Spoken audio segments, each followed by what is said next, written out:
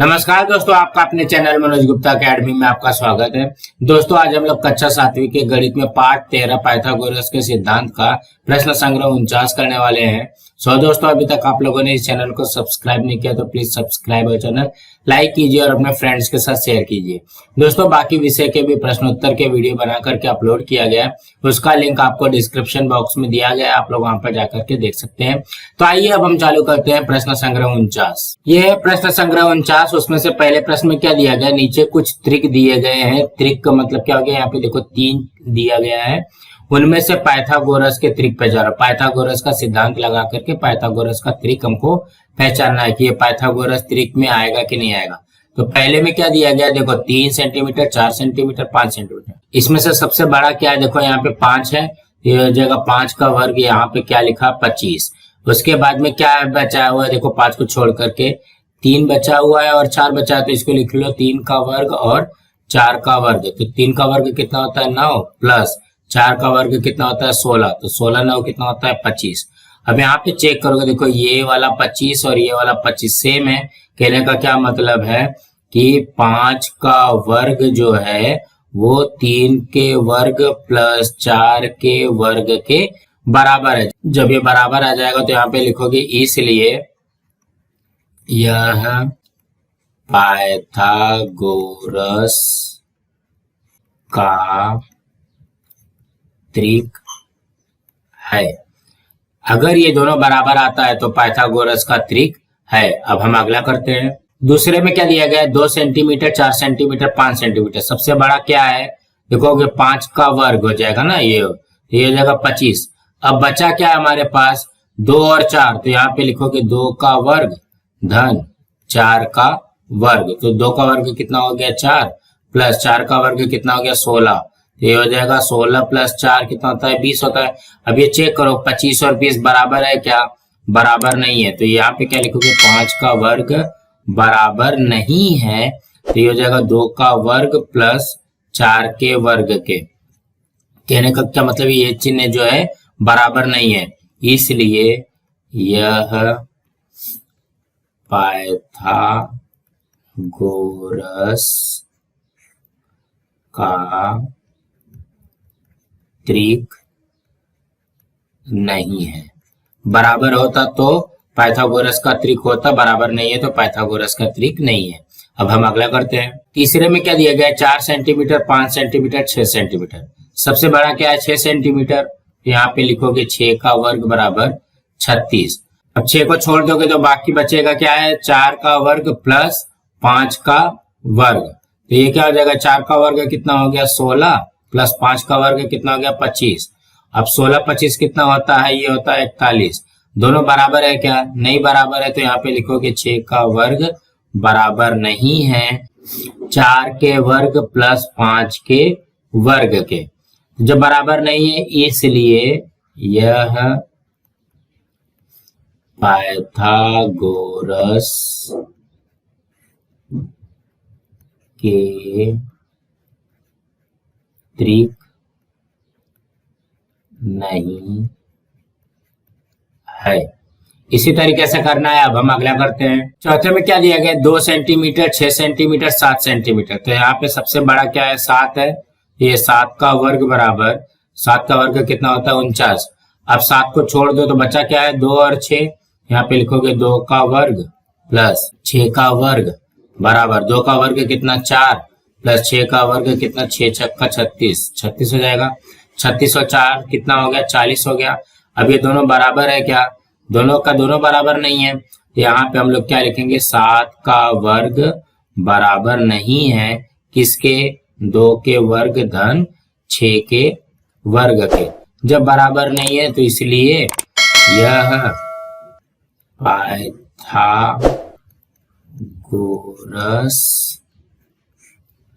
के त्रिक नहीं है। पाइथागोरस के त्रिक नहीं है। अब अगला करते हैं। पांचवे में क्या दिया गया है 9 सेंटीमीटर, 40 सेंटीमीटर, 41 सेंटीमीटर। सबसे बड़ा क्या है 41।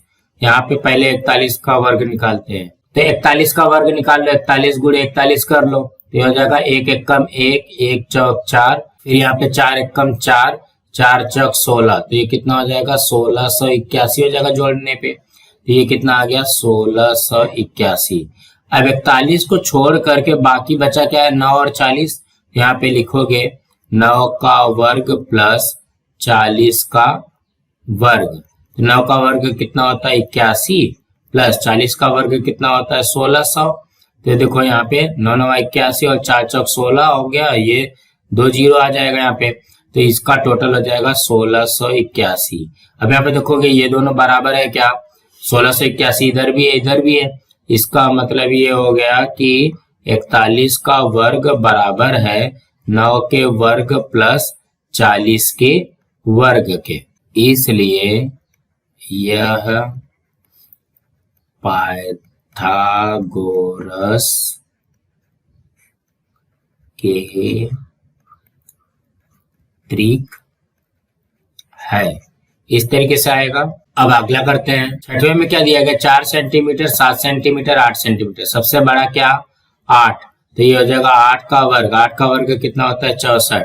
अब बच क्या रहा है हमारे पास 4 और 7, ये लिख लिया 4 का वर्ग प्लस 7 का वर्ग। तो 4 का वर्ग कितना होता है 4 चौक 16, 7 का वर्ग कितना होता है 7 सत्ते 49। अब इसको जोड़ दो 9 6 15, यहाँ पे आएगा 4 1 5 1 6 65 हो गया ये। तो ये बराबर है क्या, बराबर नहीं है, मतलब 8 का वर्ग बराबर नहीं है 4 के वर्ग प्लस 7 के वर्ग का। जब ये बराबर नहीं है तो यहाँ पे क्या लिखोगे, यह पाइथागोरस के त्रिक नहीं है, नहीं है। अब हम अगला प्रश्न करते हैं। दूसरे प्रश्न में क्या दिया गया, नीचे कुछ त्रिभुजों की भुजा की लंबाइयां दी गई हैं, इस जानकारी के आधार पर बताओ कि कौन से त्रिभुज समकोण त्रिभुज है।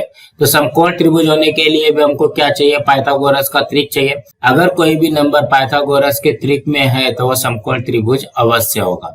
जैसे यहाँ पे पहले में क्या दिया गया है 8 15 17, सबसे बड़ा क्या है 17, यहाँ पे लिख लिया 17 का वर्ग। 17 का वर्ग कितना होता है 289। अब बचा क्या, देखो 17 का तो हो गया, अभी यहाँ पे 8 और 15 बचा है, इसको लिख लिया 8 का वर्ग प्लस 15 का वर्ग। तो 8 का वर्ग कितना हो जाएगा 64 प्लस 15 का वर्ग कितना होता है 225। अब इसको जोड़ दो, देखोगे यहाँ पे 5 4 9 6 2 8 और ये आया 2, तो ये देखोगे 289 इधर भी है 289 इधर भी है। तो हम लोग इसको ऐसा लिख सकते हैं 17 का वर्ग बराबर 8 का वर्ग प्लस 15 का वर्ग, ऐसा लिख सकते हैं ना, बराबर है। इसलिए यह समकोण त्रिभुज